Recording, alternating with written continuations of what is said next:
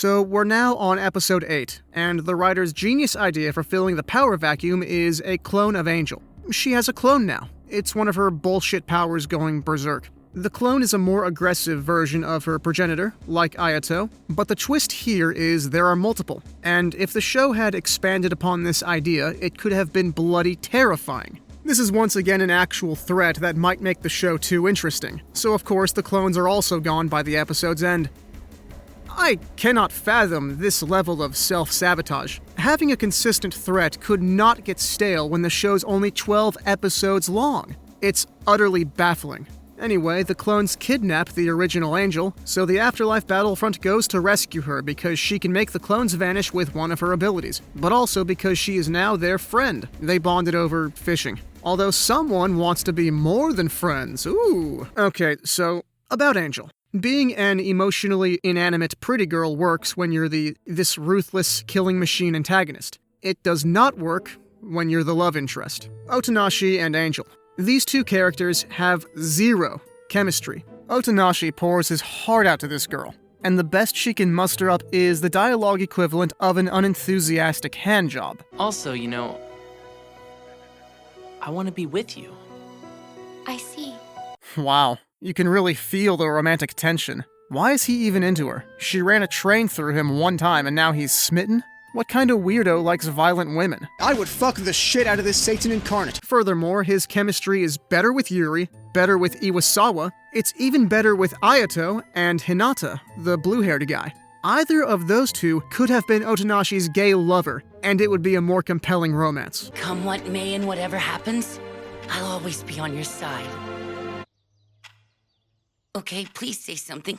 If Angel has personality, she only shows it in the last episode, and the rest of the time she's an automaton, a walking fuck doll. I get that she's been isolated for a while. That tends to erode your social skills. But her and Otonashi is a hard sell. This rescue mission is episode 2-2. They go back down to the guild and the traps, but instead of traps, it's clones that individual members subdue so the rest can continue until it's down to Otonashi and Yuri once again. Otonashi looks for the original Angel while Yuri keeps this last clone occupied. You know, for all the bitching I've been doing about Angel beats, this fight is fucking dope. I gotta hand it to him. It's like I said about presentation, this show can sometimes be rad as hell. Not as rad as Yuri, who actually manages to kill this clone. That's fucking crazy. Now that I think about it, Yuri must have some superpowers of her own. During their fight, she ragdolls the clone like 30 feet laterally. Angel is tiny. I couldn't do that. Later on, she throws herself off this third-story balcony, and while this combat role is feasible, the 20-foot drop she tanks with her ankles is not. In episode 2, when one of the traps gets triggered, she winds up holding the weight of 2 grown men for longer than she realistically could have. The girl is 5'2" and 50 kilos max pulling these stunts. I guess she's just a Chad. If you sank 15 rounds into a girl that shrugs them off, you would probably run away. Not Yuri. She throws away her gun and pulls out a fucking knife. She does this twice. She holds her own in this fight, and kills that clone from earlier in this manner too. Come on, give it a rest. If you like, I can slit your throat with my spare knife, no trouble at all. No wonder she sucks at planning operations. She'd be too overpowered otherwise. But now we come back down to earth. Episode 9. Nothing happens in this episode. We get the rest of Otonashi's backstory. I'm not going to go over it, it's yet another Shakespearean tragedy. More importantly, Angel tells us something very interesting. The purpose of purgatory is rehabilitation before passing on. Notice how all the humans here are teenagers? They died young, missing out on all their youth had to offer, causing them to have lingering regrets, hence why they end up here, where they can go to school, make friends with NPCs, join clubs, and be not miserable for a change. It's actually a decent idea. I don't hate it. Problem is, Angel Beats is spelling out what attentive viewers probably already realized. Iwasawa got obliterated after one last heartfelt performance. Her dream was to be a singer. Hinata almost gets obliterated when catching this pop fly. He used to play baseball. It's not hard to figure out, so explaining it anyway, I feel, detracts from the experience. What detracts from it even more, though, is this drought of actual events. Remember how I said episode 9 is Otonashi's backstory? Between it and episode 7, his past gets 20 combined minutes of attention. That's nearly an entire episode's length of context for this guy, displacing time that could have been used to flesh out Ayato.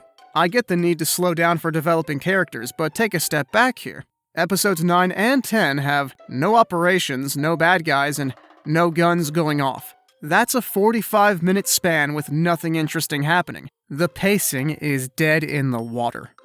Thankfully, things are about to be spiced up with antagonist number 4. Okay, so we had the Kudere, we had Napoleon, then had Kudere but better written. Where do we go from here? Clones of Ayato. No. The writers go with these. Shadow monsters. I don't hate them. They look goofy, and bullets shouldn't work, but they aren't dealt with in one episode. And they're a real threat. When one of these shadows gets you, you don't die for a few hours, you don't get obliterated. They straight up suck out your soul, leaving you an empty husk, indistinguishable from an NPC.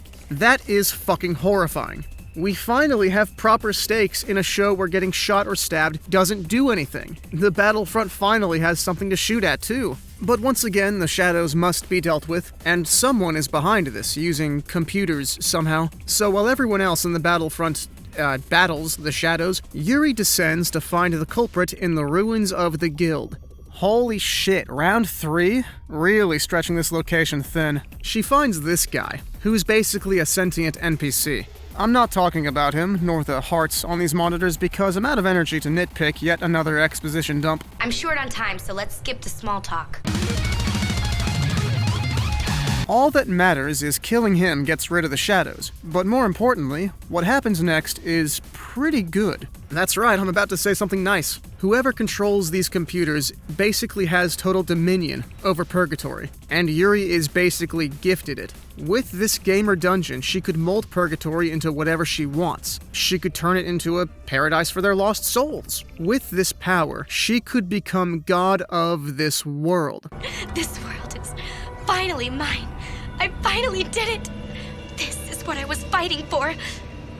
I could even defeat Angel. With this massive system, I'd be invincible. And she says, fuck that. Otonashi is not the protagonist. He may be the POV character, the cameraman, but he is not who this show is about. Neither is Angel, before you blurt it out. Angel Beats is a story about a girl who had some pretty horrible shit happen to her that she was never able to move on from. In her eyes, passing on from Purgatory and forgetting those memories would be a betrayal, like the life she lived didn't matter. The Afterlife Battlefront only exists because Yuri Nakamura created it out of a desire to rebel against this perceived unfairness of life. Without her, Angel Beats has no plot, has no story. Purgatory would have continued fulfilling its purpose as normal without her intervention, technically making her the bad guy here. So not only is Yuri the protagonist of Angel Beats, she's also its villain.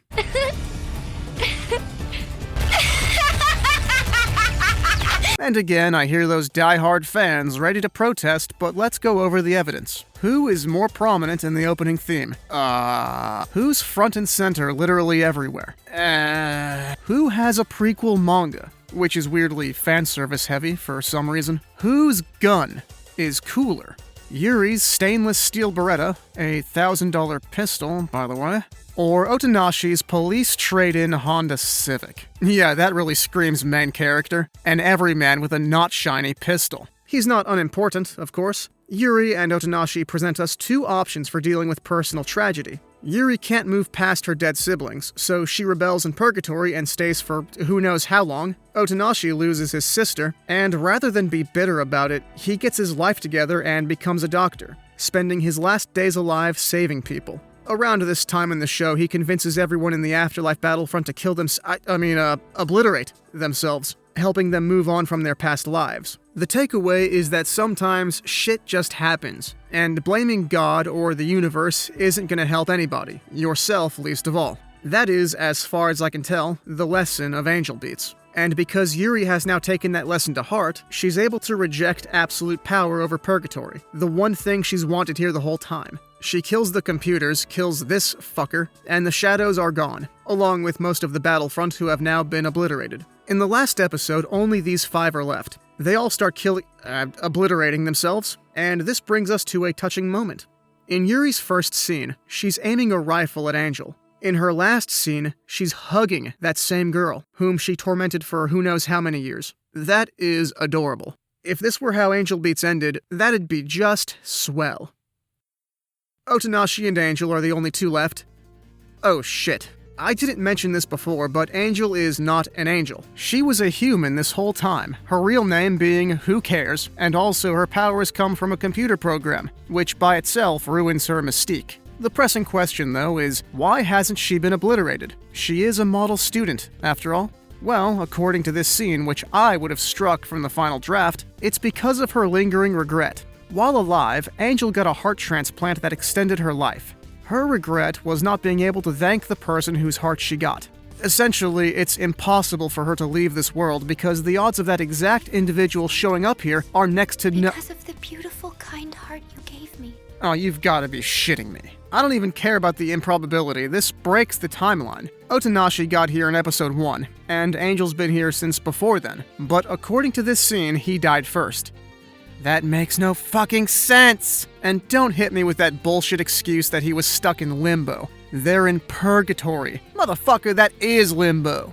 And you know what makes this worse? Otanashi wants the two of them to stay in purgatory together, so he can play her like an instrument. Angel says fuck that, and fucks off.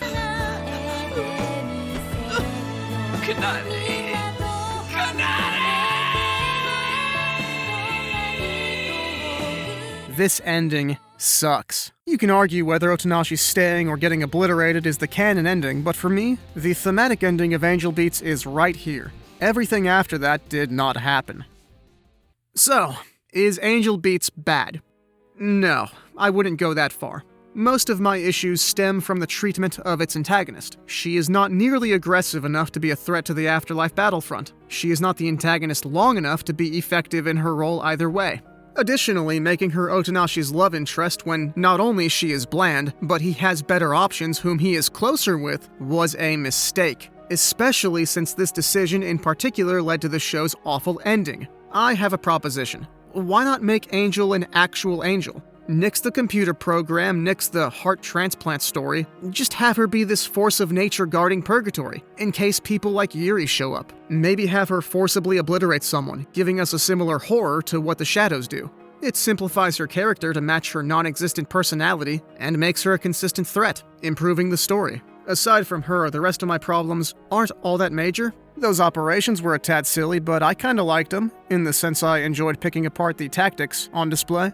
Like I said in part 1, they're LARPing as some sort of covert operators. That's just fun. This cast of asylum escapees is the biggest factor in my enjoyment of Angel Beats. Killing off the one regular person early was retarded, but bitching about it even more will not bring her back.